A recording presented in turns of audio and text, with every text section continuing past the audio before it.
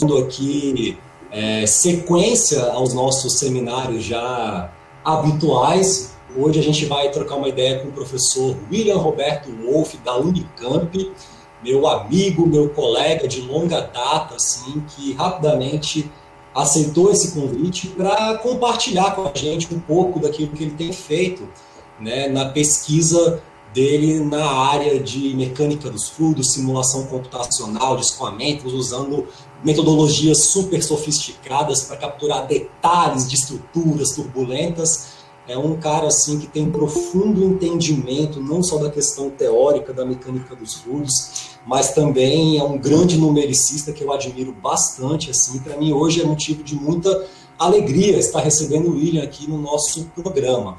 Antes da gente começar esse seminário de hoje, é importante mencionar que esses seminários eles são gravados, né, e que os arquivos depois são disponibilizados na página do programa no YouTube. Então, se por algum motivo você não quer aparecer, ou não quer que sua voz apareça e quer se manifestar aqui, interagir com a gente, eu recomendo que faça os seus comentários pelo chat em modo escrito, assim.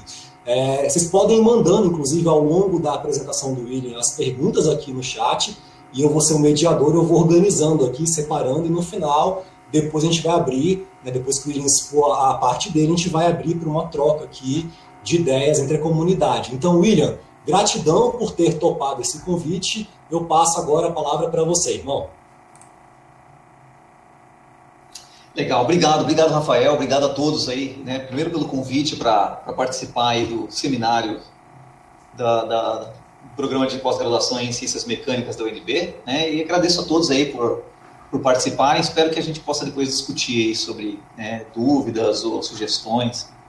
Então, bom, meu nome é William, eu sou professor aqui da Unicamp, né, da Faculdade de Engenharia Mecânica, e esse aqui é um trabalho sobre simulações numéricas, né, de escoamentos. Então, a gente utiliza tanto simulações de alta fidelidade quanto algumas técnicas de análise, né, no caso de análises lineares, e é um problema específico, geração de ruído em aerofólios, né, em escoamentos que estão em fase de transição entre o regime laminar e turbulento. Então, o grande autor aí, né, o rapaz que realmente desenvolveu todos esses estudos é um aluno de doutorado meu, o Túlio Ricciardi, né, que deve se formar em breve aqui na Unicamp, e a gente desenvolve esse trabalho junto com o Kunihiko Taira, que é professor da UCLA, lá nos Estados Unidos. Pronto. Né? Primeiro falar um pouquinho de ruído de aerofólios. Então, aerofólios encontram, né, aplicações diversas aí em engenharia. Então a gente vê, né, desde pás de turbinas eólicas até na área aeroespacial, até, né, na indústria automotiva, na área de ventilação industrial e outras áreas. Tá? E um dos problemas, né, que são frequentes em escoamentos sobre aerofólios é o problema de ruído gerado por aerofólios. Então, o bordo de fuga, né, de asas e pás gera ruído, e tem várias formas como esse ruído pode, né, aparecer. Por exemplo, se você tem uma camada limite turbulenta sobre uma asa, o bordo de fuga vai gerar ruído na forma de um espectro de banda larga. Então a turbulência vai fazer com que você tenha um espectro que, né, gere ruído em várias frequências. Né? E se você tiver uma camada limite laminar, você normalmente vai encontrar alguns picos tonais na sua geração de ruído. Então é normal você encontrar alguns picos, pode ser pela geração, né, de uma esteira de vórtices do tipo de von Karman, ou pode ser pelos vórtices que eu vou mostrar nesse trabalho aqui. Né? A questão é, o que acontece, né, como é que é um espectro de ruído para um aerofólio no regime transicional, onde o seu escoamento, né, ele está transicionando do escoamento laminar para turbulento. Então, nesse caso aqui, acontecem alguns fenômenos específicos que eu vou mostrar, né? E vários pesquisadores começaram a estudar esses fenômenos já na década de 70, então aqui tem uma série dos primeiros artigos que surgiram, né, na época sobre esse fenômeno, e a grande diferença é que quando, né, o escoamento era transicional sobre o bordo de fuga, né, sobre um aerofólio, a gente tinha a presença de tons secundários, né, e eu vou mostrar o que são esses tons secundários. Bom, então aqui, né, esse aqui é um espectro, tá? Então esse aqui é um gráfico onde eu mostro assim, aqui é a frequência, né? Então a gente tem as frequências excitadas pelo nosso escoamento, e aqui é, por exemplo, a energia, né, para cada uma dessas frequências, seria uma densidade espectral de potência. Então, quando você tem um escoamento transicional, é comum que o seu aerofólio, né, ou no caso o seu bordo de fuga, emita ruído desse jeito aqui. Você tem um espectro, né, com vários tons, você vê que tem alguns tons aqui, né, onde um desses tons é chamado de tom principal ou tom primário, né, você vê que a amplitude desse tom é a maior das amplitudes, e você tem uma série de tons secundários que aparecem, e esses tons secundários têm um pouco menos de energia, né, mas eles têm um certo delta de frequência, né, a distância de um tom para o outro, né, é a mesma. Tá? Então são tons equidistantes. Então esse foi um fenômeno observado lá na década de 70, onde o pessoal estava interessado em ruído de pás de helicópteros na época. Então é assim que é um tom, né, um espectro, né, desse tipo de geração de ruído para aerofólios em escoamento transicional, e tudo isso é sobreposto numa espécie de um espectro de banda larga. Tá? Então, o que se descobriu? Né? No passado se descobriu que esses tons secundários eles são gerados por um fenômeno de espalhamento acústico, né? Um fenômeno de difração de ondas do tipo Tom Beach-Lichting. Basicamente, né, esse aqui é um diagrama do que acontece mais ou menos nesse tipo de escoamento. Normalmente você tem uma bolha de separação desse escoamento. Essa bolha de separação ela fica se movendo e ela modula a geração de instabilidades hidrodinâmicas, né? De ondas de instabilidades que são transportadas com uma velocidade, né, do escoamento local aqui, e conforme essas ondas de instabilidade passam pelo bordo de fuga, elas sofrem difração, né, elas geram flutuações de pressão que são depois propagadas como ondas acústicas. Né?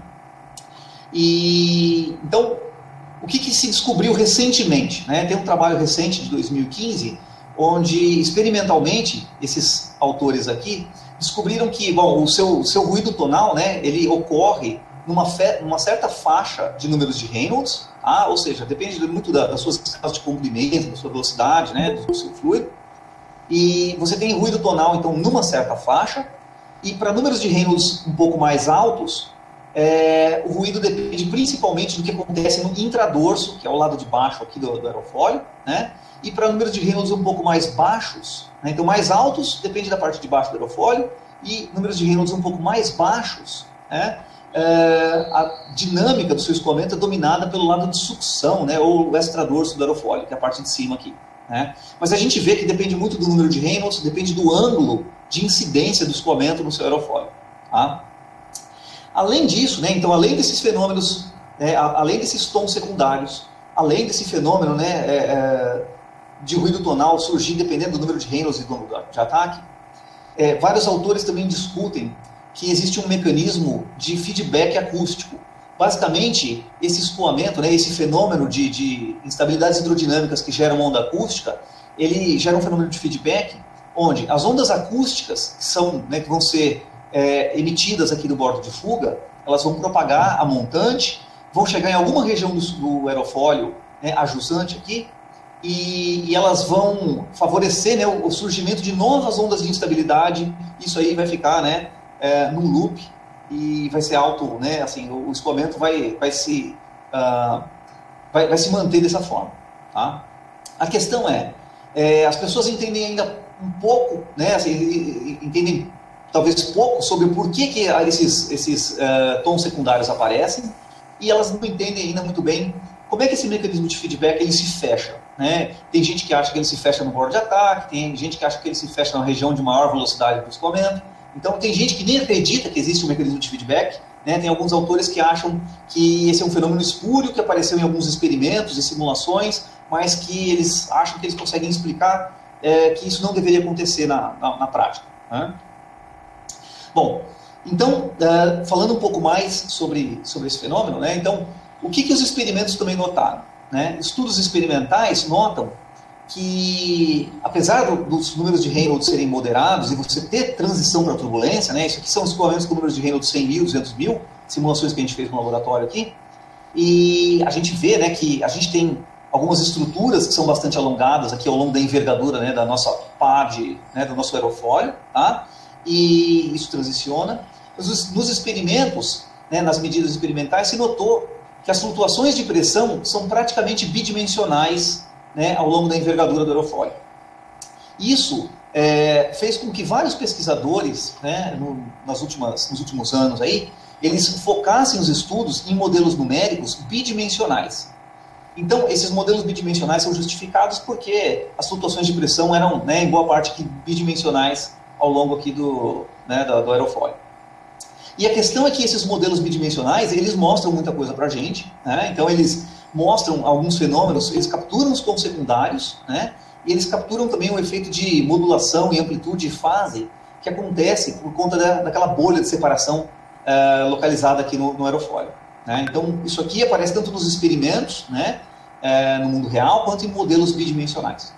Então o objetivo, né, um dos objetivos desse trabalho é mudar desses modelos bidimensionais e, de fato, estudar efeitos tridimensionais em simulações numéricas, onde a gente vai ter, de fato, transição do escoamento laminar para a turbulência, né? Então, agora com o escoamento tridimensional, é possível que você tenha turbulência, que não é possível no escoamento bidimensional, puramente bidimensional, né?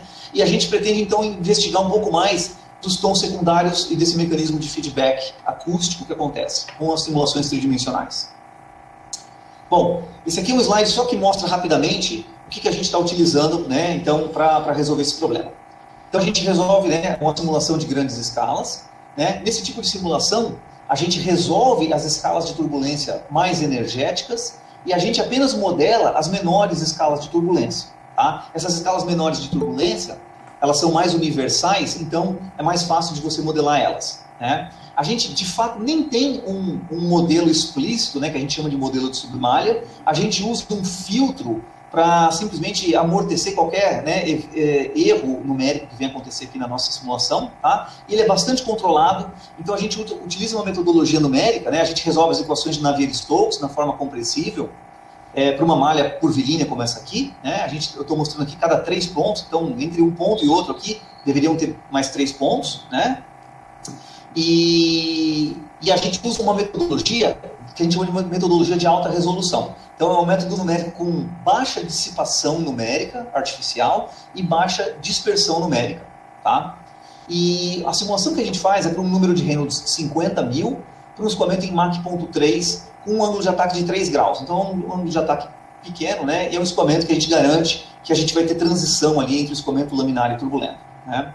E, por exemplo, uma malha dessas aqui, né, ela tem 76 milhões de pontos. Se você considerar que a gente resolve, né, o escoamento para várias grandezas aqui, por exemplo, né, densidade, 3 componentes de velocidade, energia, né, ou pressão, ou temperatura, então a gente teria, né, talvez 5 vezes 76, então a gente tem aí algumas centenas de milhões de graus de liberdade desse problema para resolver.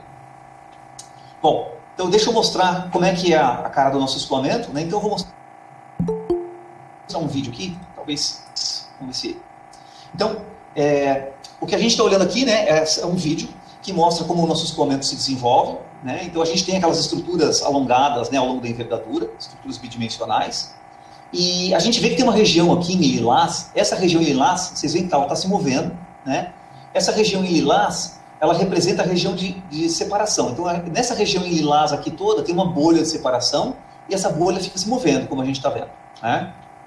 Então, deixa eu parar o meu vídeo aqui e mostrar dois instantes, né, desse escoamento. Em alguns casos, a gente vai ter essas estruturas bidimensionais, essas são as nossas instabilidades hidrodinâmicas geradas aqui, né, ao longo da região superior do nosso aerofólio. Em alguns instantes, essas instabilidades, que aparecem aqui como parece um tubo, né, parece um grande rolo bidimensional, essas instabilidades vão chegar no bordo de fuga e elas vão manter a coerência, né? Dá para perceber que ela continua bem coerente aqui. Você ainda consegue enxergar um tubo aqui. Em outros instantes de tempo, essas instabilidades elas vão se quebrar em estruturas menores de turbulência, e daí o que você vai ter aqui chegando próximo do bordo de fuga são estruturas pequenas de turbulência. Tá? Bom, aqui algumas características do escoamento médio. Né? Então a gente viu que nosso escoamento ele é um escoamento que varia, né, no espaço e no tempo. Tá? Então um sistema dinâmico aí, não linear, né, sofisticado, regido pelas equações de Navier-Stokes, e a gente consegue calcular algumas estatísticas desse escoamento. Por exemplo, aqui a gente tem um contorno de velocidade média, onde a gente mostra a velocidade na direção x aqui, né, a velocidade na direção do escoamento, x, e essa linha tracejada em lilás aqui mostra a região onde o escoamento ele está retornando, ou seja, ela mostra, né, abaixo, né, dessa linha lilás a velocidade do escoamento é negativa na direção X, o que mostra que o escoamento, na verdade, tem uma bolha de recirculação nessa região aqui. Tá? Tem uma pequena bolha de recirculação também na região, né, no intradorso do aerofólio, né, e no bordo de fuga dele aqui. Vale a pena a gente lembrar, então, que existe essa bolha, né, seria uma bolha média aí, né, no escoamento médio que a gente está vendo. E aqui eu mostro no gráfico de baixo as flutuações de energia cinética. Tá? Então, dá para perceber que a gente tem flutuações de energia cinética, né, flutuações de velocidade bastante intensas, logo depois da bolha. Né? Essa região lilás aqui mostra a bolha, onde ela começa, onde ela termina. Então, logo no final da bolha, a gente tem bastante flutuação de velocidade. Né? E tem essa linha tracejada em verde aqui. Essa linha tracejada, ela mostra para a gente a região onde a gente tem as maiores flutuações de energia cinética, tá, turbulenta, ao longo do aerofólio. Depois eu vou utilizar essa linha para fazer algumas medidas. Né? Então eu vou retornar para essa linha. Legal, aqui mais alguns dados rápidos sobre, né, o nosso escoamento. Então aqui eu tenho um gráfico de coeficiente de pressão, né, mostra a distribuição de pressão sobre o aerofólio. Então a curva sólida mostra o gráfico de CP, né, esse coeficiente, e em tracejado a gente vê as flutuações de coeficiente de pressão. Então, o lado de sucção, que é o lado de cima, tem grandes flutuações de pressão, enquanto o lado de baixo não tem. Né?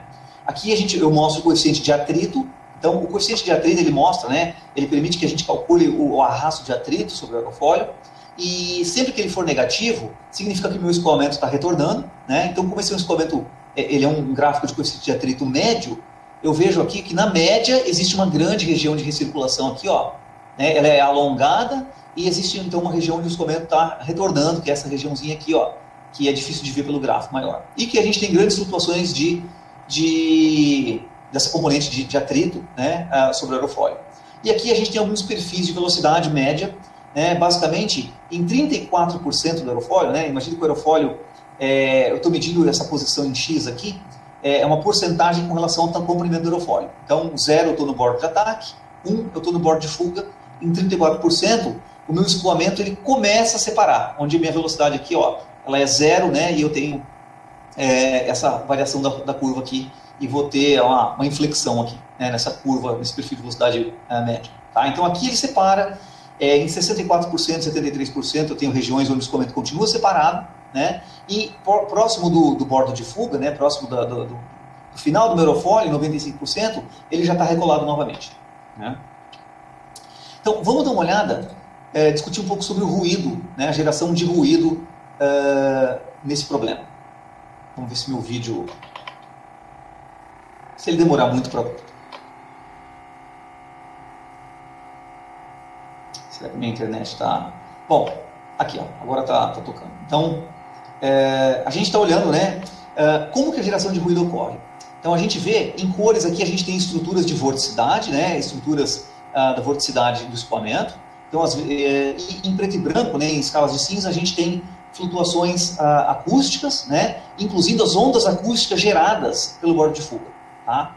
No fundo é o seguinte, sempre que você tem um escoamento que é não estacionário, varia no tempo, ele vai gerar som, ele vai gerar ruído. Né? Quando um avião vai decolar e o jato do avião está em carga total lá para o avião decolar, o ruído que você ouve é o ruído do jato. Né? Quando o avião está pousando, você ouve o ruído das asas, do trem de pouso, né?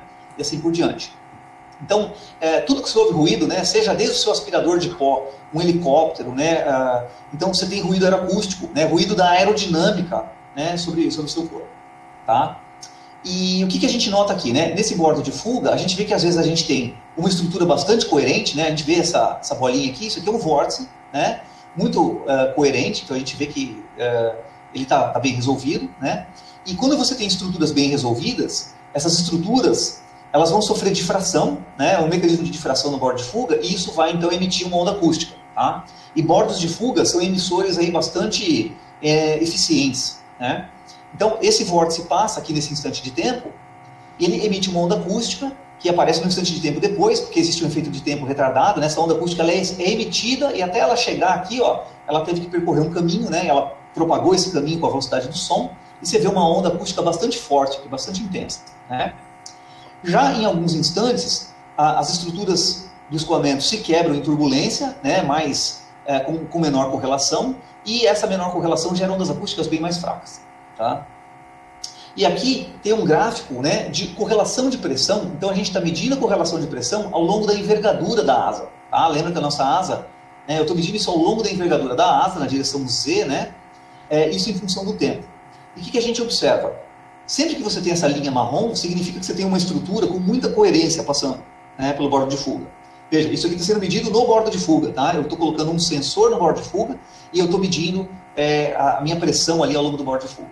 Então, a gente vê que em vários instantes de tempo eu tenho uma estrutura bidimensional, né, bastante coerente, e em outros instantes de tempo eu tenho, né, pouca coerência, então eu tenho turbulência. Né? E é interessante a gente notar que de cada 2 em 2 instantes de tempo, esse instante de tempo é um instante de tempo não dimensional, calculado em função da velocidade do escoamento e, né, do comprimento do aerofólio. Mas então, cada 2 instantes de tempo, eu tenho estruturas coerentes. Então, tem um certo período, né, é um fenômeno periódico que vai acontecendo aqui. E tem também uma certa intermitência, porque em alguns casos eu tenho escalas de tempo mais rápidas, onde várias estruturas periódicas passam pelo bordo de fuga. Tá? Então, as duas coisas são observadas no nosso escoamento. E aqui eu vou mostrar um pouco da dinâmica dos vórtices. Tá? Então, o que a gente está olhando aqui, né, eu estou fazendo uma média dura. Essa média ela quebra a correlação da turbulência e ela permite que eu observe mais as estruturas mais coerentes. Né? Então veja, olha como a dinâmica dos meus vórtices. Né? Aqui é a minha bolha, né? Lembra que a bolha nessa região lilás aqui, ao longo da bolha você começa a ter uma certa variação, né, da minha camada de cisalhamento, e essa camada de cisalhamento então ela gera uma série de vórtices, né, que vão ser transportados junto com o escoamento. Tá? Então, deixa eu parar esse vídeo e migrar aqui. Bom, que tipo de vórtices que a gente observa? Tá? Então a gente notou vários casos interessantes aqui. Existe um caso que a gente tem um vórtice solitário. Então, um único vórtice é desprendido, e esse vórtice vai sendo transportado com o escoamento, ele mantém a coerência, veja que esse vórtice continua bonitinho aqui, né? Ele se distorce um pouco, mas ele se mantém com uma alta coerência, né? E ele é um vórtice solitário. Esse vórtice aqui, ele aparece exatamente nessa setinha, né, é uma estrutura com grande correlação aqui, uma correlação bastante alta. Existe um segundo caso, onde o meu vórtice ainda é solitário, só que esse vórtice solitário quebra as estruturas, e daí essas menores estruturas têm menor coerência. Esse instante de tempo, eu estou medindo ele aqui, 22, né, instante de tempo 22. E aqui você vê que não tem coerência nenhuma, que o meu vórtice solitário ele se quebrou, né, em estruturas mais finas de turbulência. Caso 3. Eu tenho 2 vórtices, 2 estruturas de vórtices são geradas, existe um fenômeno de pareamento, esses vórtices se pareiam em um grande vórtice, veja que ele gera um vórtice maior, tá? Então 2 vórtices menores geram um vórtice maior, que daí então é transportado e mantém a coerência. Estou falando desse vórtice aqui que ainda é coerente, e um grande vórtice onde ocorreu o pareamento de vórtices. Né? E por último, vórtices se pareiam, né? Então 2 vórtices se pareiam, eles se juntam aqui, só que esse pareamento não é bem sucedido. Então acaba que ele não vira uma grande estrutura, mas ele se quebra em estruturas menores com baixa correlação, e a gente vê que realmente a correlação é baixa aqui. Tá? Então veja que a dinâmica de vórtices, ela fica, né, conforme o tempo passa, ela fica variando, tem bastante intermitência. Né? Se eu medir o meu sinal no tempo, né, então se eu pegar uma probe, né, se eu colocar um sensor aqui no bordo de fuga e medir as minhas flutuações de pressão aqui, o que eu vou ver é esse sinal em verde. Então, sempre que eu tenho um vórtice bem forte, esse vórtice ele é caracterizado por uma região de baixa pressão. Vórtices de baixa pressão, então, eles induzem essas flutuações negativas aqui de pressão bastante intensas. Então, veja que o meu sinal, né, ele é todo intermitente, com algumas flutuações muito fortes de baixa pressão. E sempre que eu tenho um vórtice de baixa pressão, ele gera uma onda acústica de alta pressão, né? Esse gráfico aqui de baixo é a medida da minha pressão, agora num observador, né? Numa posição onde eu coloco um microfone distante do meu bordo de fuga. Então, em cima eu estou medindo os meus vórtices, né? A pressão, né? A flutuação de pressão induzida pelos meus vórtices sobre a superfície do aerofólio, e embaixo eu estou medindo o que propagou de ruído acústico, né, desses vórtices. Então, vê que esse pico aqui, ele tem um efeito de tempo, né, que a onda acústica vai se propagar e ela chega aqui num tempo um pouquinho posterior. Tá? Então é isso aqui que acontece no meu escoamento. Bom, o meu espectro, né, o meu espectro de frequências, lembra que a gente deveria observar um espectro de banda larga com vários tons secundários, né, e é isso que a gente observa mesmo. Então eu tenho aqui uma série de tons, né, então a gente observa os tons secundários, que a literatura, né, os experimentos também observam. Tem um tom principal, por exemplo, esse em verde aqui, a gente vê que o tom principal é esse tom em verde aqui, na frequência, né, eu tô na frequência não dimensional, que é o número de Struve, de 3,5, né. E aqui eu tenho probes, né, eu tenho sensores em várias posições diferentes do meu aerofólio e mostra que as frequências são as mesmas, né? E tudo está acontecendo, né, nas mesmas frequências, só as magnitudes são diferentes, tá? No bordo de fuga, a amplitude das minhas flutuações de pressão, né, isso aqui é a transformada de Fourier, daquele meu sinal no tempo, e as amplitudes são maiores no bordo de fuga porque os meus vórtices são mais intensos naquela região, tá?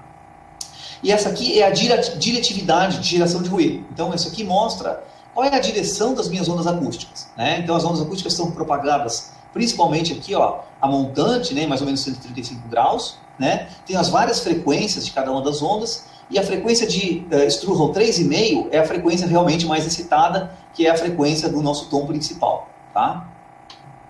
Bom, agora aqui um pouco mais de análise espectral. A gente pegou, lembra daquela linha tracejada lá no começo que eu falava que tinha, né, as maiores flutuações de energia cinética? Então aqui eu mostro as flutuações novamente, né, tanto para pressão quanto energia cinética, e ao longo dessa linha tracejada eu tiro transformadas de Fourier de pressão e velocidade para a gente ver como é que como é que a amplitude dos modos de Fourier evolui, né, para cada uma dessas frequências.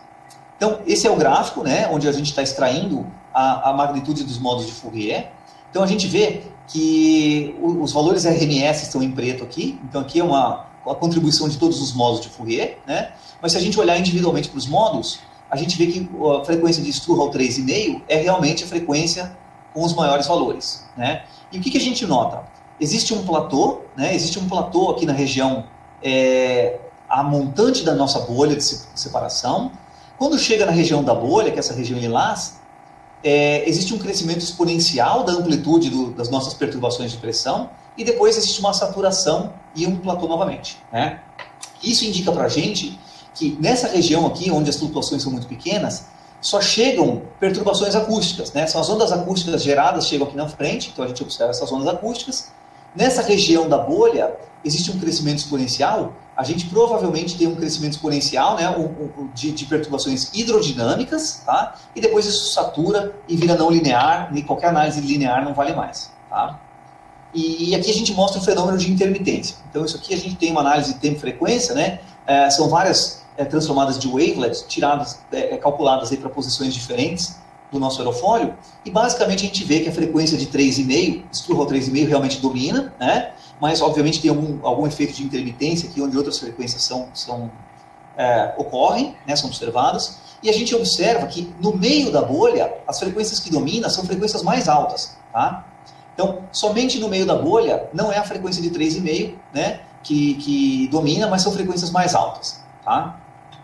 Então, a gente quis estudar o que estava acontecendo. Por que a gente tem essa frequência de 3,5? Por que são frequências mais altas que dominam em uma posição, né, no meio da bolha? Tá? E para isso a gente utiliza, né, análise de estabilidade linear. Né? Análise de estabilidade linear, a gente reescreve as equações do Navier-Stokes na forma linear. Vai acabar, né, já que nosso escoamento ele é homogêneo na direção da envergadura, a gente pode, né, ele é periódico na direção da envergadura, a gente considera modos de Fourier na envergadura, né, e a gente vai fazer uma análise no tempo considerando uma análise do tipo transformada de Laplace. Tá? Com isso, a gente consegue reescrever as nossas equações de Navier-Stokes na forma linear como um problema, né, que é o problema que a gente chama de análise de estabilidade biglobal, mas não passa de um problema de autovalores generalizados. Né? Então, esse L é o operador linear que vem das nossas equações de Navier-Stokes, e se a gente resolver esse problema, os nossos autovalores, ômega, eles fornecem para a gente quais são as frequências que a gente tem, né, do nosso problema, e quais são também as taxas de crescimento. Basicamente, ômega seriam os nossos polos do sistema, tá? Pensando num sistema dinâmico. Para a gente resolver o problema de estabilidade linear, a gente gera uma outra malha sobre o nosso aerofólio. Essa malha ela tem uma resolução melhor na esteira, né? E isso é porque existem, né, os modos de esteira são muito, muito importantes, e essa malha aqui ela não era bem resolvida na esteira. Então a gente interpola a solução dessa malha do CFD para a malha de análise linear, e daí a gente consegue então desenvolver essa análise aqui. Tá? Então a análise de estabilidade linear fornece para a gente os nossos polos do sistema. Então o que a gente vê aqui em preto são as nossas frequências, né? A gente tem as frequências aqui para cada um dos números de Struve. Veja que a frequência de 3,5 aparece aqui, ó, assim como a frequência de 4,5 também aparece, e outras, né? E o que a gente observa? Esses aqui são modos físicos, tá? E aqui a gente tem alguns modos escuros da metodologia numérica, né? Mas eles estão algumas ordens de magnitude, né? Isso em escala, eles estão algumas ordens aqui abaixo do dos nossos modos físicos. O que a gente observa é que a gente tem alguns modos que são marginalmente estáveis. Esses modos, né, basicamente é o seguinte: se os nossos polos do sistema eles estiverem numa região positiva aqui, significa que esses modos são instáveis. Qualquer perturbação vai amplificar, né, esses modos aqui, vai crescer isso linearmente, e de repente isso aqui vai virar não linear, isso pode transicionar para turbulência. Tá? E alguns modos são instáveis de fato, né? Olha essa frequência de 5. Struve 5, né, 5.1. Então, a análise de estabilidade fornece as mesmas frequências que a gente observou da simulação não linear, tá? E esse aqui seria um modo, por exemplo, o modo mais instável tem essa aparência aqui. Então, a forma física do nosso modo, né, é o crescimento de uma estrutura de velocidades logo após a bolha, né, e que gera ondas acústicas, né, que são propagadas para o campo distante. Tá? Os outros modos tem uma aparência parecida, né? As frequências variam, mas a aparência dos modos é parecida. Tá? Só que somente olhar para a análise linear não fornece todas as informações que a gente precisa. A gente queria entender melhor o porquê da frequência de 4,5, por que a frequência de 3,5, por que todas essas frequências aparecem. E para isso, a gente utiliza uma análise que é uma extensão da análise linear, que é a análise resolvente. A análise resolvente vem lá da teoria de controle, né? Então isso aqui o pessoal da área de controle já faz um bom tempo, e isso, né, assim, o pessoal da área de fluidos vem empregando essa técnica aí na última década, né, vem empregando bastante essa metodologia para entender melhor, né, escoamentos. Então basicamente a gente mantém o nosso sistema linear, só que agora a gente tem um termo forçante. A gente vai reescrever nossas equações novamente, né, utilizando uma representação em espaço de estado, só que usando um domínio de Laplace, tá? E a ideia é a seguinte: quando você reescreve o seu sistema linear das equações de Navier-Stokes, né, agora a gente imagina que esse termo forçante seja uma perturbação no seu sistema. Tá? Então a análise resolvente ela permite que você interprete o que uma perturbação no seu sistema vai gerar. Ou seja, qual que é a resposta do seu sistema dinâmico a uma perturbação. Seu sistema dinâmico né, são as equações de Navier-Stokes. A gente perturba as equações de Navier-Stokes e descobre qual seria a resposta do seu sistema a essa perturbação. Basicamente, a gente reescreve, né, o nosso sistema linear aqui na forma, né, dessa matriz inversa. Essa matriz inversa é o nosso operador resolvente, e a gente, então, resolve para várias frequências para entender como é que o nosso sistema responde. Então, no fim das contas, né, o nosso operador aqui resolvente, ele vai ser resolvido por uma decomposição em valores singulares, e o primeiro modo vai ser o nosso modo mais importante, mais energético. Então eu tenho, né, basicamente, esse aqui seria o ganho do nosso sistema, os termos forçantes, né, e os termos de resposta. Tá? E a análise resolvente, ela te fornece o pseudoespectro.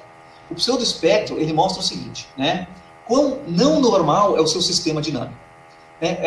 Existe a não normalidade, né, então quando você tem um escoamento e você tem cisalhamento, né, por exemplo, sempre que você tem uma camada limite ou uma camada de cisalhamento, você tem cisalhamento nesse escoamento. Esse cisalhamento, ele faz com que os seus autovalores, né, então você tem aqui cada um desses pontinhos pretos, é um autovalor, né, um polo do nosso sistema dinâmico, só que sempre que você tem esse efeito de não normalidade, você tem a interação entre os autovetores desses vários polos do sistema, desses vários autovalores. Tá? Significa que os autovetores são não ortogonais. Então, se você excitar uma frequência entre esses dois polos, você pode ter um fenômeno de crescimento transiente. As suas perturbações, apesar do seu sistema dinâmico, né, você está excitando uma frequência que possa ser estável, o fato dos seus autovetores serem não ortogonais faz com que você tenha um efeito de crescimento transiente das suas perturbações e você então gere, né, um mecanismo de crescimento que pode levar inclusive à transição para a turbulência. Tá? E o que a gente notou é que frequências mais altas têm um maior efeito de de não normalidade. Ou seja, se você perturbar uma dessas frequências mais altas, é muito fácil que essa perturbação, né, gere um crescimento transiente que vai gerar uma não linearidade. Tá? Então, com isso, né, na análise resolvente, a gente consegue obter qual é a região onde você precisa perturbar o seu sistema para ter um maior ganho, né, uma maior amplificação das suas perturbações. Então, essa é a região aqui, ó, né, esse é o modo do resolvente, que a gente está basicamente olhando o vetor singular principal da nossa decomposição em vetores singulares. Então, essa região em vermelho aqui, ó, é a região onde, se você perturbar, você vai ter um maior crescimento das suas perturbações. Ou seja, se perturba com menos energia e tem um crescimento ótimo. Tá? E os vetores singulares de U aqui vão te falar como essa perturbação vai crescer. Qual vai ser a região de resposta. Né? Você perturba aqui, responde aqui. Tá? Basicamente, isso mostra que aquele fenômeno de feedback pode estar ocorrendo aqui. Ou seja, ondas acústicas podem perturbar a região ótima aqui do seu sistema e elas podem crescer e levar, né, ao fenômeno que a gente está observando aqui de altas perturbações de energia cinética e pressão no bordo de fuga. Tá? E o que acontece? Né? Então aqui a gente tem um gráfico da análise resolvente, onde a gente está fazendo análise para várias frequências. Essas frequências aqui são as frequências que a gente observa na análise linear, como sendo os polos do sistema. Né?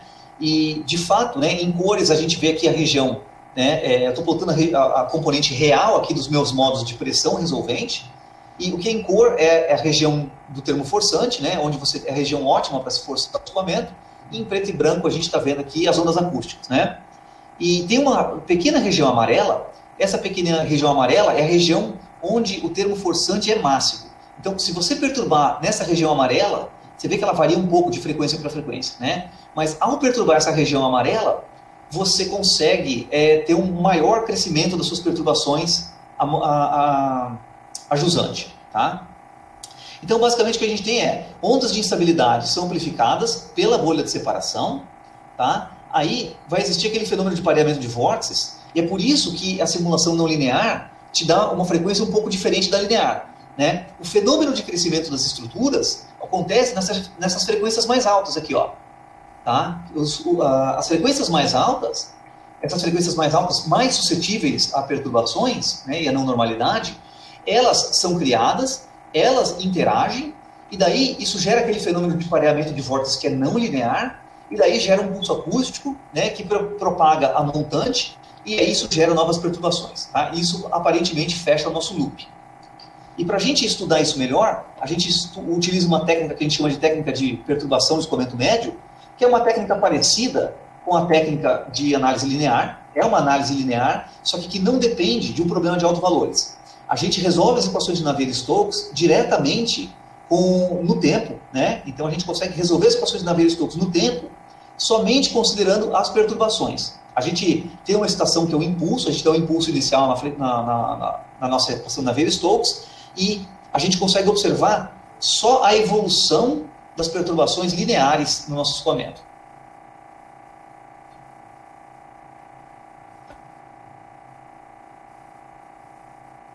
Então, ó, peraí, pronto, aqui, ó. Ó, eu vou começar de novo, ó. Eu tenho uma perturbação linear, cresce um pacote de ondas, gera uma onda acústica, perturba novamente a região de forcing ótimo, que gera um novo pacote, ó. E eu não estou mais perturbando. Depois que eu perturbo a primeira vez, o sistema se mantém sozinho pelo fenômeno de feedback. Tá? Então, muitos autores que ainda não acreditam no fenômeno de feedback, aqui a gente está mostrando que esse fenômeno de feedback se mantém. Tá? Então, esse fenômeno de feedback realmente ocorre. Tá? Então, a gente tem vários snapshots aqui, mostrando o fenômeno de feedback. Né? E o mais interessante é o seguinte, olha aqui, ó, meu pacote de ondas, né? Então esse aqui é um grande pacote de ondas que foi amplificado ao longo da minha bolha. Né? Olha que esse pacote ele cresce linearmente aqui, tem uma amplificação exponencial, cresce, e daí ele chega no meu bordo de fuga e gera minhas ondas acústicas. Né? Olha aqui, ó, ele cresceu no instante de tempo 1.3, ele chegou no bordo de fuga. No instante 3.3, eu tenho um novo pacote quase igual àquele no bordo de fuga novamente. Então, o ΔT entre esses dois pacotes é o bom e velho duas unidades de tempo que a gente observou lá nas análises de correlação da simulação não linear. Tá? Então, a gente observa que a análise linear fornece as mesmas informações do sistema dinâmico que a gente observa lá na análise não linear. Tá? Então, muito interessante saber que a análise linear pode modelar esse problema do fenômeno de feedback. Tá? E aqui a gente tem um mapa espaço-temporal com as nossas flutuações acústicas, né, e com flutuações de entropia. Então, a gente vê aqui, ó, aqui é o tempo, no eixo X a gente tem o tempo, e no eixo Y a gente tem a posição no aerofólio. 0, né, seria o bordo de ataque, e 1 seria o bordo de fuga. Então, ó, a gente perturba o escoamento. Essas aqui são as flutuações de pressão acústica, tá? As flutuações acústicas de pressão, certo? Essas flutuações crescem, ó, isso aqui é o nosso pacote de ondas crescendo. Então, basicamente, ó, tem um pacote de ondas inicial, tá? Nosso pacote de ondas inicial chega até o bordo de fuga, gera uma onda acústica, a onda acústica se propaga, são esses pulsos acústicos aqui, ó. E como é que a gente sabe que eles são acústicos? Bom, primeiro que eles se propagam na velocidade do som, né? Obviamente respeitando o efeito Doppler aqui do escoamento, né? E a gente vê que as flutuações de entropia não mostram essas perturbações, tá? Então, ó, o pacote de ondas cresce, ele é hidrodinâmico, né? Ele não é acústico, ele é hidrodinâmico, gera flutuações acústicas que propagam a montante. Quando essas flutuações acústicas chegam naquela região do resolvente, que é a região ótima é dada por essa faixa verde aqui, ó. Quando elas chegam aqui, você consegue desenhar essa linha preta mostrando o fenômeno, né? Essa é a região mais receptiva, ó, o fenômeno de feedback acústico, que se fecha a cada 2 instantes de tempo, tá? Então você vê que existe esse fenômeno a cada 2 instantes de tempo, e ele se fecha perfeitamente aqui, ó. Você vê que chega nessa região de perturbação ótima da análise resolvente, e ele se fecha, tá? Então isso aqui é a nossa dinâmica dos nossos pacotes de onda, como é que eles crescem, e é importante a gente notar esses 2 gráficos, da direita aqui. Os gráficos da direita mostram o seguinte: eu peguei uma certa posição do meu escoamento e eu estou medindo como é que é a flutuação de pressão ao longo do tempo. Então, eu estou medindo no tempo, ó, por enquanto eu não tenho nada, de repente a minha flutuação cresce, decresce, né, e depois ela cresce de novo e decai novamente. Veja que é periódico, né? O surgimento desses pacotes de onda é periódico, com um período de 2 instantes de tempo, tá? E quando que esse pacote de onda cresce e quando que ele decresce? A gente observou aqui, ó, esse é um mapa, né, é um escalograma, onde a gente está mostrando como a fase das nossas frequências aparece ao longo do tempo.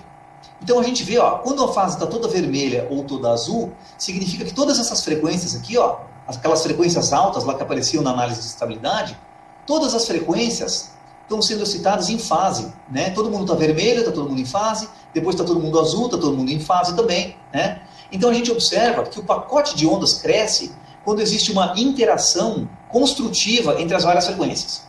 Quando você tem um efeito destrutivo de frequências, ó, azul com vermelho de novo, tá vendo? Azul com vermelho com azul com vermelho. Quando você tem um efeito destrutivo das frequências, o seu pacote de onda ele cresce, tá? E aqui novamente, o pacote de onda cresce com mais força. Olha aqui, ó, bastante vermelho, todas as frequências estão em vermelho, depois todas as frequências em azul. Você tem um efeito construtivo das suas frequências, tá? Então, para você criar esse pacote de onda, as frequências das suas instabilidades hidrodinâmicas que estão ocorrendo ali no seu aerofólio, elas têm que estar em fase, tá? Esse aqui é um gráfico parecido com aquele que eu mostrei antes, só que agora esse gráfico ele é obtido da simulação numérica não linear. Então aqui não tem mais nenhuma hipótese de linearidade, e eu estou então calculando a escala de correlação integral no espaço-tempo para a pressão, tá? Então, novamente, eu tenho o tempo aqui no eixo X, a minha corda do aerofólio, né, bordo de ataque em 0, bordo de fuga em 1, e as minhas pressões, minhas flutuações de pressão aqui, ó, minha correlação de pressão. Veja aqui, ó, essa região aqui, ó, ela tem a intermitência, ela tem a variação da minha bolha, né? A minha bolha, ela está nessa região que está variando aqui de forma meio que periódica, né? Então essa aqui é a região da minha bolha. Todas essas escalas em vermelho aqui, ó, são, né, flutuações de pressão bastante correlacionadas, né? Escalas de correlação bastante intensas. Isso aqui é um gráfico em escala logarítmica, né? Então a gente vê que tudo isso aqui é hidrodinâmico, se propaga com a velocidade de convecção, tá, do escoamento, e quando chega no bordo de fuga, essas perturbações de pressão geram um pulso acústico, que daí se propaga a montante. Agora isso aqui já é acústico, né, passa por cima aqui e fecha, né, o nosso feedback acústico, tá? E por último, a gente mostra que essas, né, olha de novo o nosso gráfico para as várias, quando a gente observa a alta correlação, né, entre as estruturas no bordo de fuga. Então esse é um gráfico que mostra a correlação de pressão ao longo da envergadura medido no bordo de fuga, né? A gente vê que as regiões onde a gente tem alta correlação, né, a gente tem as frequências em fase também, mesmo na simulação não linear, tá? Então isso aqui na Navier-Stokes, totalmente não linear. A gente vê, ó, alta correlação de fase, né? Efeito construtivo de fase, grandes estruturas. Silêncio aqui, ó. Não tem nenhuma variação, nenhum efeito construtivo de fase, silêncio. E aqui, né, sempre que você tem efeito destrutivo das fases, não tem nenhuma correlação, tá? Então a gente observou, né, as conclusões do trabalho são o seguinte.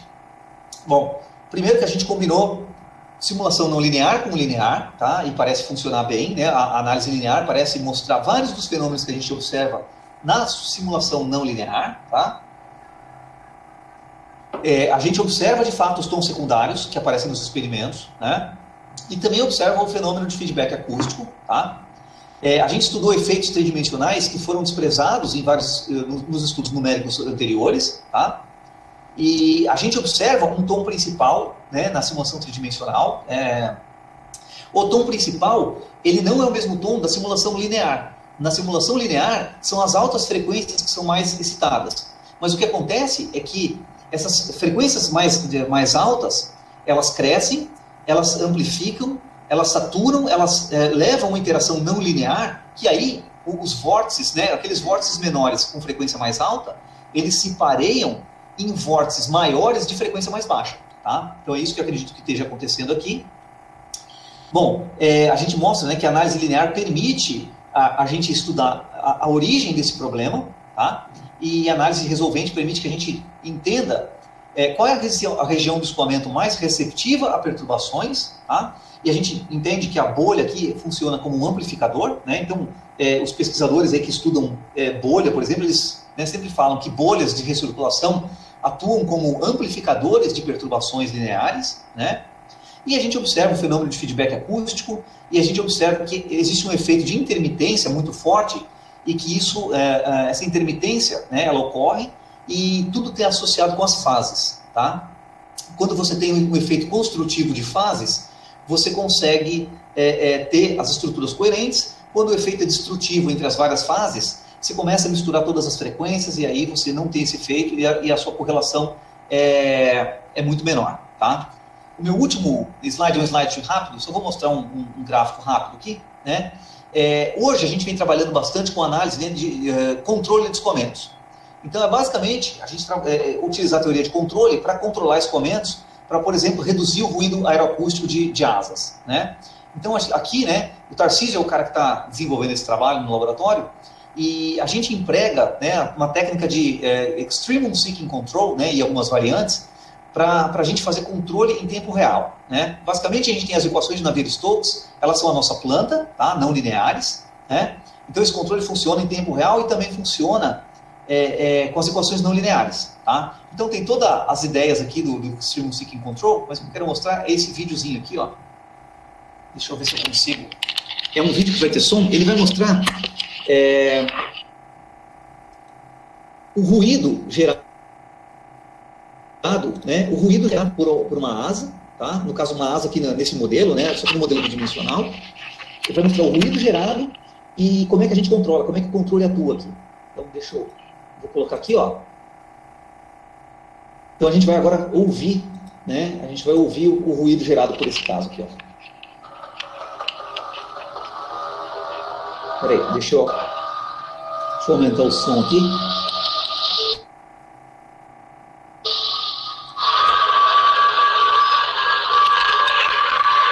Então, ó, esse é o vídeo gerado pelo aerossol.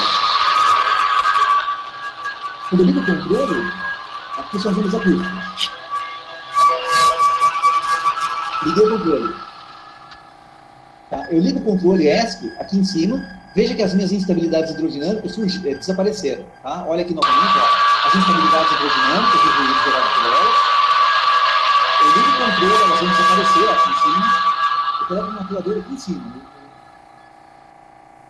Só que agora vai ficar somente um ruído tonal por conta das esteiras de vórtices bem organizadas. Olha, as ondas acústicas ainda estão ligadas. Eu vou ligar um segundo controle com essa técnica de slope seeking para achar uma atuação ótima para reduzir agora o ruído da minha esteira de vórtices. O ruído tonal está aqui, ó, esse é o espectro. E com o controle eu consigo deixar esse escoamento em regime permanente novamente, ó.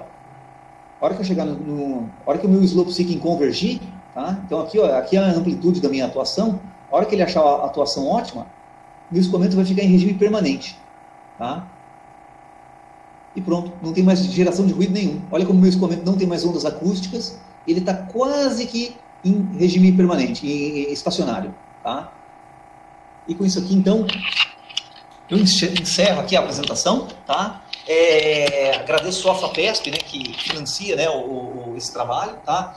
E também o Xian Ye, que hoje ele era pós-doc na UCLA há um tempo atrás, ajudou a gente bastante nesse trabalho, né? E também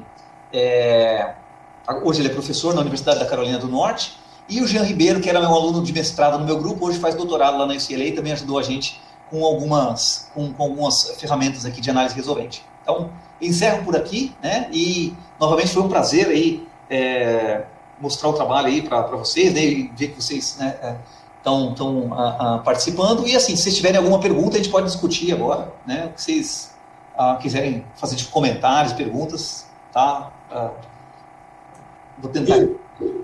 Obrigado, cara, pela apresentação, assim, enquanto a galera vai montando aqui as perguntas, né, e eu já estou anotando aqui uma filinha e tal, eu achei massa, né, que quando você colocou esse vídeo final, assim, era só uma banda de black metal, aquela barulheira, aí tu ligou o controle, aí virou quase que o Djavão, né, velho, aquela coisa, tipo, melodiosa, assim, na minha cabeça, assim, eu fiquei impressionado com a diferença, assim, né, da intensidade do ruído mesmo, né. William, enquanto a galera vai montando aqui as perguntas, velho, listando assim, eu queria fazer uma pergunta inicial só para dar tempo da galera começar a colocar, né? No começo da sua apresentação, assim, você falando sobre LES, né? Você comenta assim que a gente modela as menores escalas porque elas são mais universais. O que você quis dizer com isso, assim, cara? Com esse universal? Em que sentido? Perfeito, né? Em turbulência, né? Normalmente você tem assim, as condições de contorno do seu problema que vão fazer com que você tenha grandes estruturas de turbulência, né, e que vão estar sujeitas às suas condições de contorno, tá, e às condições iniciais. Essas estruturas, elas são mais anisotrópicas, ou seja, elas assim, se você tiver uma asa ou se você tiver uma tubulação, as suas estruturas vão, né, depender disso. Só que conforme as estruturas vão se quebrando em estruturas menores, né, você vai ter estruturas cada vez menores, vai chegar uma região que as estruturas vão ser tão pequenas que elas vão dissipar a energia do seu escoamento, né, energia cinética do escoamento, em energia térmica, né, e, portanto, em calor. Essas menores estruturas do seu escoamento, elas são universais porque elas são mais isotrópicas, né? Se você olhar as menores estruturas, tanto para uma asa, ou para um escoamento num jato, ou num vulcão, entendeu? Ou no oceano, as menores estruturas vão ter uma dinâmica parecida. Então, é mais fácil modelar. Perfeito, elas são menos dependentes da geometria nesse sentido, assim, são mais universais porque... Exatamente. Mas é um lance termodinâmico ali, já numa escala pequena de troca, né? De energia cinética e calor, assim, alguma coisa do tipo, né? É isso mesmo. Massa, interessante, cara. Ótimo, eu vou começar então a colocar aqui, cara, as perguntas do pessoal, né? Que já tem uma galera, assim, já fazendo perguntas. O Felipe, eu acho que ele tinha feito uma pergunta naquele vídeo que você mostra esse fenômeno do feedback, assim, naquele plano bidimensional, né, que você chegava, a onda se propagava e voltava, assim, meio que indefinidamente. Eu acho que naquele contexto ele perguntou se há dissipação de energia no sistema ou as ondas acústicas continuam sendo criadas indefinidamente. Eu acho que, se não me engano, foi nessa parte que eu lembro que ele fez a pergunta. Então, é o seguinte, né, o sistema que gera energia aqui é o sistema fluidodinâmico, né? É o seu escoamento, tá? As ondas acústicas, elas são geradas, mas elas consomem uma pequena energia do seu escoamento. A energia gerada como onda acústica é muito, muito, muito pequena, né? Então, assim, você gera uma onda acústica, óbvio que você está transformando um pouco da energia cinética do seu escoamento em energia acústica, mas é uma parcela muito pequena, tá? As flutuações acústicas assim, tem muito menos energia do que as perturbações hidrodinâmicas que a gente vê aqui. Tá? Ótimo, William, maravilha. O Yuri tem uma pergunta, Yureba. Olá, estão me escutando? Sim. Sim. Beleza. William, obrigado. Prazer em revê-lo de novo aí, né? Obrigado pela palestra. Sensacional. Eu aprendi bastante coisa aí também. Eu fiquei com duas duvidazinhas, né? Não são muito técnicas, né? Vamos dizer assim, do tema de acústica, mas são técnicas no sentido da metodologia. Eu achei muito legal essa análise de estabilidade linear que você fez, e eu fiquei com uma dúvida com relação a duas coisas. Primeiro, quando você mostra essa segunda malha, né, que você bota aí embaixo, você falou que você mapeia uma malha para outra. Eu fiquei na dúvida se você resolve de novo a equação linearizada ou você constrói valores em outras posições da sua malha a partir da solução que você tinha não linear das equações de Navier-Stokes, né?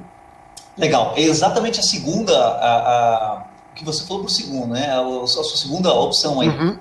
Eu tenho a solução não linear, tá? da minha malha de LS, e o que eu vou extrair da minha solução não linear é somente o campo médio, né? Eu pego o campo médio das propriedades, eu extraio o campo médio, daí eu interpolo esse campo médio novamente nessa malha aqui, e aqui, daí assim, para cada, né, um desses pontos aqui, ó, esses volumezinhos de controle, eu vou ter uma equação linear, que é essa aqui, e eu vou resolver um problema, né? Então, eu tenho 520 mil pontos nessa malha de baixo. Então, como eu tenho densidade, velocidades U, V e W, e também pressão, eu tenho 5 variáveis que eu resolvo aqui, vezes 520 mil, então isso dá 2 milhões e meio. Sistema enorme. Dá um sistema linear de 2 milhões e meio por 2 milhões e meio, que eu tenho que resolver. Né? E daí, daqui eu obtenho os 2 milhões e meio de autovalores do sistema. Não, entendi. Porque a pergunta seguinte que eu ia fazer era qual era o seu estado base, mas agora está claro que a sua análise de estabilidade é feita baseada no estado médio, né? Que você pega da sua solução não linear e você pega o crescimento linear das estruturas, não é isso? Isso mesmo, isso mesmo. Beleza. E até legal isso que você falou, né? Porque assim, eu não tenho como garantir que o meu estado base é um estado de equilíbrio das minhas equações. Não, exato. Né? Quando eu resolvo esse problema aqui, ó, né, a grande sacada dessa metodologia esse mean flow perturbation é exatamente você assim, quando você vai resolver isso aqui, você consegue resolver esse método, né, análise linear, com o seu código de CFD não linear, né? Mas para isso você tem que garantir, você tem que fazer artificialmente com que o seu estado base seja estacionário. Então a gente tem que fazer uma manipulação exatamente para manter o estado base, assim, corrigir o seu estado base para um estado que seja um ponto de equilíbrio. E você pega a média, por exemplo. Exatamente. E aí eu pego a média como uma aproximação. Entendi. Legal, legal. Aí, ainda sobre essa parte linear, você fala depois, quando você vai falar do crescimento lá, isso aqui também é só uma dúvida rápida. Quando você mostra as ondas, os trens de ondas crescendo, aquele crescimento que você mostrou, ele é todo linear ou você liga os mecanismos não lineares a partir de uma determinada amplitude? Não, aqui é tudo linear, tá? Eu faço uma perturbação inicial aqui na ordem aí de 10 a menos 6 ou 10 a menos 7, né? E aí, se a gente for ver, essas perturbações aqui, apesar de elas terem amplificado, ainda são muito, muito, muito pequenas, do ponto de vista que o produto delas, né, o quadrado dessas perturbações ainda é muito pequeno. Né? Entendi. Isso aqui é linear, tá? Entendi. E aí, minha última pergunta, que também é um pouco mais agora é um pouco mais física, assim, fenomenológica, vamos dizer assim. Eu achei muito legal quando você mostrou aquele gráfico da direcionalidade das ondas. E aí uma pergunta que eu ia fazer para você antes, que eu estava aqui pensando, né, à medida que você foi avançando na sua apresentação, e quando mostrou esse gráfico, a pergunta meio que ficou um pouco mais complicada e eu nem sei direito como formulá-la. Quando você mostrou essa direcionalidade, está claro que as ondas têm uma direção preferencial de propagação. A pergunta que eu ia fazer antes de você mostrar esse gráfico era: o escoamento gera as ondas acústicas, mas qual seria a interação do escoamento com a propagação das ondas acústicas? Quão diferente o resultado que eu obtenho, que é o resultado que eu obtenho simulando as equações de Navier-Stokes cheias, com, por exemplo, uma equação de Helmholtz colocando uma fonte no bordo de fuga, uma fonte acústica no bordo de fuga. Eu imagino que essa onda seria totalmente simétrica, não é esférica, e não teria esse comportamento direcional. Isso, então agora minha pergunta, depois de ter visto esse gráfico, essa direcionalidade é uma interação flow, né, do escoamento com a propagação da onda? Não, então, isso que você falou é possível de ser feito, né? Na verdade, quando a gente resolve a aeroacústica, é exatamente isso que você falou que a gente faz, né? Uhum. O que acontece é o seguinte, né? A gente, o escoamento gera as ondas acústicas, mas a gente assume que, pelo menos do ponto de vista não linear, as ondas acústicas não afetam o escoamento, né? Uhum. Elas afetam o crescimento linear das perturbações hidrodinâmicas lá no bordo de ataque, mas não a parte acústica, né? E isso que você falou, né, que é a teoria de analogia acústica, né, isso poderia ser feito. Eu poderia, por exemplo, pegar as fontes não lineares do meu escoamento, né, as fontes de ruído não lineares, e resolver uma equação de Helmholtz, e aí eu teria a propagação acústica. A propagação acústica, ela daria exatamente a mesma coisa do que esses gráficos aqui, né? Essa direcionalidade, ela é clássica de aerofólios mesmo. O que acontece? Em baixas frequências, você tem, não sei se dá para ver, porque talvez esteja meio pequeno, mas ó, as menores frequências, né, essa curva meio vermelha, ou marrom, sei lá, você vê que ela parece um dipolo, né? Ela parece um dipolo, né, um dipolo eletromagnético ou dipolo aerodinâmico. Em baixas frequências, o ruído de aerofólio ele é gerado na forma de um dipolo mesmo, né? Conforme você vai aumentando as frequências, o seu ruído de aerofólio ele deveria se parecer com uma cardioide, né? Então, a teoria de Fox, Williams e Hawkins, a teoria de Fox, Williams e Hall mostra que se você tivesse um aerofólio infinito, né, como o aerofólio é infinito, o comprimento de onda acústica vai ser sempre muito menor que o seu aerofólio, e se o seu aerofólio então fosse semi-infinito, né, tivesse um bordo de fuga, mas ele não tivesse um bordo de ataque, você teria uma cardioide. Como o meu aerofólio é finito, as minhas ondas acústicas têm um efeito de difração no bordo de fuga e uma difração secundária no bordo de ataque. Aí começa a gerar essas interações e gera isso que parece um feijão, depois parece uma borboleta. Uma borboleta. Isso acontece mesmo, né? Deixa eu ver aqui se tem... Então isso é da geometria da sua, vamos dizer, estrutura, vamos dizer assim. Exatamente. E o que impacta mais a forma da direção é a frequência, né? Se você pegar a equação de Helmholtz e começar a aumentar o número de onda, né, que vai aparecer nela, quanto maior o número de onda, mais próximo você vai ter uma cardioide, né? Então você vê, ó, que você tem uma perturbação de pressão aqui positiva e negativa, né? É sempre fora de fase, né? Tá pi fora de fase uma da outra. E é diretivo, tá vendo? Ó, Eu entendi. Aumentando a frequência, você reduz o comprimento de onda e o teu aerofólio vai parecer cada vez mais para essas frequências um aerofólio semi-infinito e a cardioide vai ser recuperada. Exatamente isso. Entendi. Tá? É exatamente isso. Joia, William, muitíssimo obrigado, cara. Sensacional sua palestra. Parabéns aí, obrigado. Beleza, valeu. Muito legal, cara, ver esse tipo de discussão rolando, assim. Eu fico super feliz, assim. A gente tem mais uma pergunta na fila do meu amigo Taiguara. Alô, todo mundo aí? Desculpa. Vou aparecer aqui.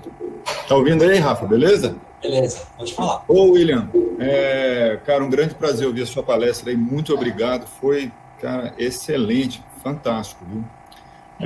Eu tinha feito uma série de anotações aqui para te perguntar, só que aí no finalzinho, bicho, sobrou assim, eu acho que para mim foi o mais legal, foi esse último slide. Mas antes da gente chegar lá no último, eu só vou te fazer, você comentou lá no comecinho, vou fazer assim, vou do começo para o último. No comecinho você falou que não tinha modelo submalha. Isso mesmo. Eu fiquei meio pensando como é que é, porque tem alguma perturbação aí qual é a origem, né, porque muitas vezes em Large Edge Simulation, né, a turma impõe um certo ruído ali na seção de admissão do escoamento, em alguma condição de contorno, para começar o processo de transição laminar para turbulento e tal. Ou é alguma rugosidade, alguma coisa. Mas eu tive a impressão de que, no caso da sua simulação, não, que ela vem vindo laminar e que, de alguma maneira, ela transiciona naturalmente ali, tem a formação desses vórtices na spanwise, assim, que depois vão se estabilizando, deve ter hairpin cortex aí, olha lá, aqueles miudinhos, né? E aí eu fiquei só pensando assim, cara, não tem modelo, porque a impressão que eu tenho é que essa turbulência está toda muito confinada na camada limite, muito anisotrópica, provavelmente, e sei lá, eu fiquei com essa dúvida, o que vocês estão fazendo aí? Não, legal. O que a gente faz é o seguinte, né? No começo, deixa eu talvez vir para cá, aqui mostra. No começo, né, a gente faz exatamente o que você falou também no começo. A gente inicia com uma perturbação, essa perturbação favorece daí o surgimento dessas estruturas, e depois a gente desliga ela, e o problema se mantém. Né? Que legal. E por que a gente não usa... É o lance do feedback. Exatamente. Né? Mas, então assim... se você deixar essa simulação rodando por muito tempo, vai ter um ruído numérico que vai acabar perturbando isso aqui também. Né? A gente também já observou, já fez simulações onde a gente deixou isso rodando por bastante tempo. Né? Mas, de fato, a gente dá uma pequena perturbação, deixa isso começar a acontecer, desliga, e daí ele vai se mantendo. Né? Por que a gente decidiu não utilizar modelo de submalha? Né? Veja que eu tenho uma dissipação artificial, sim, que é o meu modelo é um filtro. Né? Só que a gente tuna esse filtro para atuar, primeiro, o filtro ele fica desligado muito próximo da camada limite, porque aqui a gente está praticamente fazendo uma DNS. A malha é tão fina e o método é alta ordem, do ponto de vista que a gente não precisa de adicionar nada, que a simulação se mantém estável. Né? Mas mais para fora aqui da malha, como a gente tem curvatura e a gente tem algumas interpolações, algumas coisas, né, que acontecem com o nosso esquema numérico, gera alguns erros de alta frequência que a gente precisa dissipar com o filtro. Mas o filtro realmente só atua nos números de onda mais altos. Né? E a gente chegou a simular esse escoamento com o modelo submalha, só que a gente usa o modelo submalha dinâmico. Né? E a gente notou que a simulação está bem resolvida e que o modelo submalha dinâmico ele praticamente nem liga. Né? Ele liga assim, muito pouco. Então a gente falou, bom, para a gente deixar a simulação mais barata, a gente desliga o modelo submalha. Ah, entendi, legal. Quer dizer, você tá fino o suficiente para praticamente resolver tudo, né? Então, exatamente. Tá, legal. Cara, agora a parte que eu achei mais bacana, assim, que me chamou a atenção foi o seguinte, eu não entendi bem qual é o método de controle, o que está atuando para você reduzir o ruído, onde é que você interfere? Eu acho que eu pisquei nessa hora. Só que mais do que isso, eu fiquei fiquei interessado por outros aspectos. Ficou claro que quando você liga o seu sistema de controle e essa atuação acontece, você reduz o ruído que é gerado ali na região de sucção e depois lá na esteira. Eu vi que tem esses dois momentos, né, em que você consegue resolver as duas coisas. Eu queria saber se, na verdade, depois que você, digamos assim, estabiliza esse escoamento, deixa ele, que tira o ruído, que reflexos isso tem no tamanho da bolha de recirculação, ou seja, da região de tensão de cisalhamento negativa que você teria ali lá em cima, você estaria muito associado a como é que fala? Porque eu estou pensando aqui em asas rotatórias, em asas girantes, por exemplo, de uma turbina eólica, que tem também problema de ruído, mas eu acho que é em outra origem, porque é aquele ruído na ponta, por causa de estar um apito sônico, na verdade. Sim. Só que a questão que me interessou é o seguinte, se por acaso esse controle não teria efeito sobre a faixa, a área do aerofólio que ele estaria estolado, e que teria impacto na sustentação. Porque um problema importante em turbinas eólicas de eixo horizontal é que essa região de baixa aderência da camada limite com baixa pressão reduz significativamente a potência produzida por esses dispositivos. E, cara, como nitidamente parece que tem uma influência o fenômeno transiente com a existência, pelo menos a dinâmica da bolha de recirculação ali, eu fiquei imaginando que efeito teve o seu controle sobre parâmetros integrais da dinâmica do aerofólio, como o arrasto, a sustentação e a área de estonagem. Não, legal. Vamos lá na primeira, né? Você falou assim, pô, né, onde que você está atuando? Na verdade, não é que você piscou, não, eu que não falei mesmo, tá? Mas o que a gente tem é o seguinte, né? A gente, primeiro, né, a gente começa lá os comentários, a gente coloca um atuador e o nosso sistema de controle, ele vai olhar, esse atuador ele tem uma sucção, tá? E é uma sucção constante, né? E o atuador ele vai olhar para a posição ótima, ou seja, ele vai ficar movendo esse atuador para ver assim, ó, qual é a posição ótima para eu reduzir o ruído, né? Então, ele resolve um problema de otimização, onde ele vai movendo o atuador e fala assim, ó, aqui eu estou vindo para cá e está piorando, então eu vou para lá. Não, aqui está melhorando, então ele vai atrás, né? Ele vai em função do gradiente, é que ele vai movendo o atuador.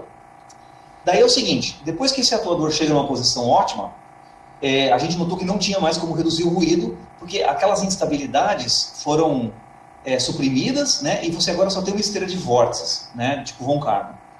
Aí é o seguinte, depois disso a gente liga um segundo atuador só no bordo de fuga, que ele está posicionado no bordo de fuga, mas a gente quer saber qual que é a intensidade dele para melhor atuação, né? Porque quanto mais a gente assopra o escoamento aqui, mais a minha esteira de vórtices é deslocada e reduz o ruído por conta do espalhamento aeroacústico. Então, na verdade, é como se tivesse um ponto de sucção aí no extradorso e assoprando no trailing edge ali na Isso, exatamente. Está vendo aqui ó, uma bolinha? Estou vendo. É a região onde eu estou fazendo sucção, né? Aí a gente testou vários atuadores com sucções diferentes e a sucção é muito, muito pequena, né? Porque a ideia foi a gente realmente gastar o mínimo de energia possível para modificar o escoamento, né? E aí, assim, você vê que o atuador está se movendo aqui, ó, ele tá buscando, né? Ele vai buscando aqui, ó, a posição ótima, né? E não importa onde você comece onde começa um atuador aqui em cima, um atuador aqui atrás, eles vão convergir para a posição ótima, não importa onde eles começam, né? Então você vê que ele está se movendo aqui, o outro está se movendo aqui, ó. Você vê que esse aqui inclusive já estabilizou, mas ainda não reduziu todo o ruído. Ele está começando a chegar na mesma posição, ó, né? E assim que ele achar a posição ótima, eu vou ligar um atuador aqui, ó, que vai ser uma intensidade aqui, ó. A medida da minha intensidade é essa barra verde. Quanto maior a barra verde, maior a intensidade aqui. Só que aqui, se eu aumentar muito a intensidade, ele reduz mais o ruído. Só que aí você vai cada vez gastar mais energia do seu controle. Claro. Então, a gente está utilizando essa técnica de slope seeking, que é um balanço entre a energia que você quer gastar e o quanto de ruído você quer reduzir. Então você consegue atingir uma espécie de um ótimo baseado, né, nessa compensação aqui de slope seeking. E daí, assim, então, com esse tipo de atuação, vai acontecer tudo isso que você falou. Obviamente você vai mudar todo o seu escoamento ao redor do aerofólio, né? E inclusive os parâmetros integrais, aí, como sustentação e arrasto, né? O que a gente observou é o seguinte, quando o escoamento tinha as ondas de estabilidade, tinha aquela bolha de recirculação. Quando você tem um atuador, você faz aquela bolha desaparecer, você recola todo o escoamento, né? E você aumenta a sustentação, além de tudo, porque você gera um gradiente de pressão aqui que gera uma região de pressão, uma região de sucção maior, tá? Então, assim, o controle, ele não só reduz o ruído, mas ele aumenta um pouco a sustentação e reduz um pouco o arrasto, tá? Deixa eu ver, ele reduz um pouco o arrasto de atrito, eu não lembro se o arrasto de pressão ele reduz, talvez ele aumente um pouco o arrasto de pressão, né? Então, assim, ele tem esse efeito aí no escoamento médio, né? Agora, daí você falou, poxa, né, a aplicação numa turbina eólica, né? E a gente pensa bastante, né, em aplicações desse tipo. Turbina eólica, assim, como você falou, né, tem várias fontes de ruído. A ponta é uma principal, mas o bordo de fuga também gera ruído, né? Menos do que a ponta, talvez, né? E também o bordo de ataque também gera ruído, tudo isso. Agora, aplicar esse tipo de controle num problema numa pá de turbina eólica, talvez seja complicado do ponto de vista prático, né? Um atuador se mexendo, mas isso é um questionamento assim que a gente vem discutindo com outros pesquisadores, sempre perguntam, pô, mas como é que você vai implementar isso na prática? E é uma ótima pergunta, a gente, assim, eu não vejo, né, assim, uma solução imediata para isso, mas recentemente a gente tem visto, teve um trabalho publicado esse ano, num grupo da Universidade da Flórida, onde eles têm um conjunto de vários atuadores. Então, imagina que eles espalham vários atuadores, por exemplo, numa asa, e eles, através de redes neurais, eles ficam ligando e desligando esses atuadores para reduzir a energia, né, do controle, ou seja, vamos desligar o máximo dos atuadores possíveis e vamos posicionar, vamos só deixar ligados os atuadores numa certa posição ótima, né? Então, isso seria mais facilmente implementado, né, nesse contexto aqui. Mas até aí, implementar isso numa turbina, né, numa pá de uma turbina eólica, tem que levar em consideração, assim, efeito de acúmulo de poeira, né, assim, uma pá de turbina eólica instalada, por exemplo, né, imagina lá no Ceará. E, assim, e a dificuldade de instalar isso, né, você vai precisar de um engenheiro para controlar esse tipo de coisa, para entender, né, não dá para você vai precisar de uma mão de obra bem especializada, né. Entendi. Mas, assim, a nossa ideia foi assim, vamos verificar se a gente consegue controlar esse problema, né? Então, a gente conseguiu e agora, assim, realmente precisa de alguém pensar em formas de você transformar isso numa implementação prática, né? Um experimentalista que trabalha com controle aí até, né, seria legal ouvir sugestões e o que pode ser feito, né? Eu não tenho sugestões, principalmente com o atuador se movendo, muito práticas. O bordo de fuga é mais fácil, né? Você tem um atuador paradinho ali e você ter um assopramento é mais fácil do que ter sucção, né? Sucção, você pode acumular poeira e coisas assim. E fazer sucção e assopramento ao mesmo tempo é muito difícil ter um atuador que faça as duas coisas. E quando só o atuador do trailing edge está ligado, ele tem alguma influência no ruído gerado, como é que fala, no extra dorso? Não. Se as ondas de instabilidade estão presentes aqui, elas mudam completamente. Entendi. Agora achei demais isso, quer dizer, você gera uma onda sonora que consegue viajar a montante, né? E essa onda sonora é que acaba depois retroalimentando tudo. Demais. Exatamente. Essa onda acústica que, como a gente falou antes, é uma porcariazinha, assim, né? Não tem energia nenhuma, né? Praticamente. Não tem energia nenhuma. Mas isso aqui tem uma baita de uma energia, gera um pulso acústico que, quando chega aqui, perturba, daí tem alguma coisa crescendo aqui por detrás e isso fica, né? Fica auto-excitando o sistema aqui, né? Que é o que a gente vê aqui. E dá para ver claramente, ó, isso aqui é hidrodinâmico e cresce, chega aqui, uma onda acústica bem fraca, né? Isso também tem escala log, né? Então, daí dá para ver, ó, a onda acústica volta e fica... Porque é o seguinte, alguns autores, né, esse fenômeno do feedback acústico, ele tem gente que, né, o primeiro cara que falou, olha, me parece que tem alguma coisa, feedback acústico, ou tanto, em 1974. Só que ele mesmo, em 2010, ele falou, não, eu não acredito mais no feedback acústico. Então ele falou assim, não, eu estava enganado em 74. O cara está vivo, né, e ele participou, estava numa conferência lá, e ele apresentou um trabalho, e ele falou, não, eu estava enganado, não tem feedback acústico. E tem alguns experimentos que mostram que o feedback acústico estaria ligado à ressonância do túnel de vento. Só que aí que está. Vários outros pesquisadores mostraram que tinha o feedback acústico e que os experimentos que mostram que não tinha é que estavam errados. E eles demonstraram que, para você observar o feedback acústico, você não pode ter um túnel de ressonância do túnel, pode interferir. Então, exatamente. Se você fizer um estudo num túnel de vento aberto, onde você tem um soprador e tem um aerofólio, você observa. Tem que ser uma câmera anecoica mesmo, né? Semi-anecoica para você fazer estudo. Entendi.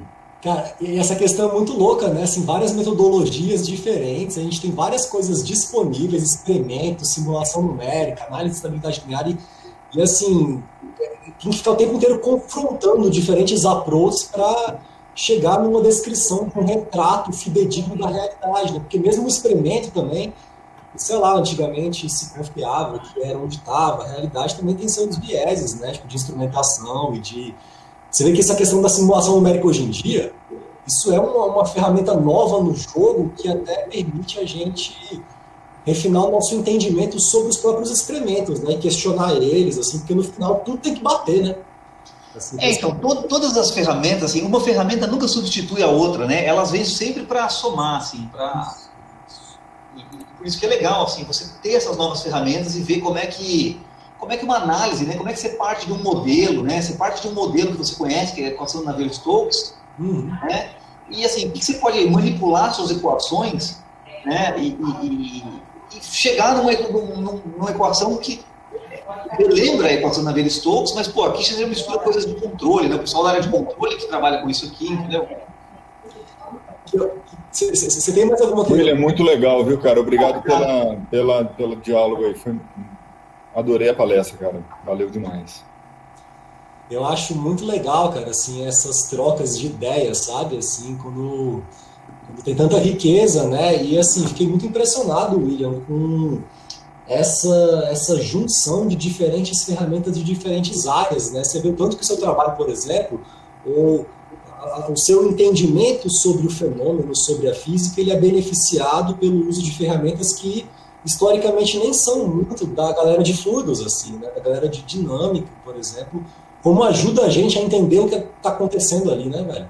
Exatamente, exatamente. E, assim, há pouco tempo atrás, assim, eu mal conhecia essas ferramentas. Então, assim, recentemente eu tenho estudado tentado estudar controle, né, na medida do possível, para tentar ver, assim, o que a gente, né, como fluidodinamicista ou aerodinamicista, o que a gente pode interpretar, né, do que o pessoal de controle fez, que a gente pode trazer para a nossa área e ver, assim, se ajuda a gente a explicar algumas coisas. Né? Perfeito. Cara, isso me faz pensar muito sobre essa filosofia mais moderna da ciência, né? Sobre como talvez o próximo passo no nosso processo seja tipo a junção mesmo, né? A fusão das áreas de uma maneira mais integrada, assim, para descrever, porque eu acho que vai ficando mais complexo o fenômeno, vai ficando mais complexo o problema a ser resolvido, e parece que as ferramentas de uma área só já não dão conta mais, assim, de abordar essa complexidade do fenômeno em si, né?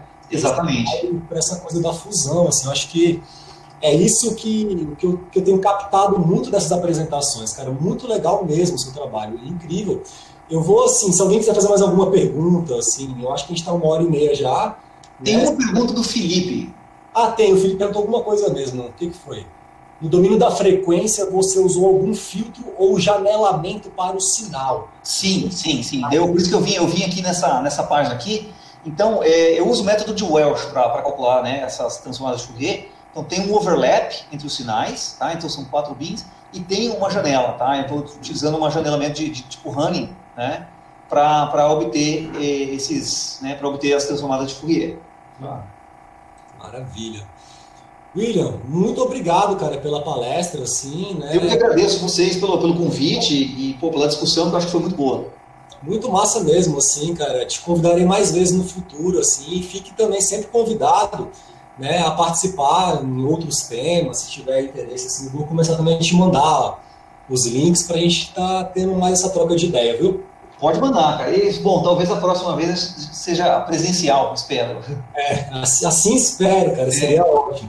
William, gratidão, pessoal. Muito obrigado a todos pela presença, pelos comentários, pelas discussões, pelas trocas. Né? A gente se vê no nosso próximo seminário aqui pelo programa de pós-graduação em Ciências Mecânicas da UNB. Um abraço, galera. Um abraço a todos.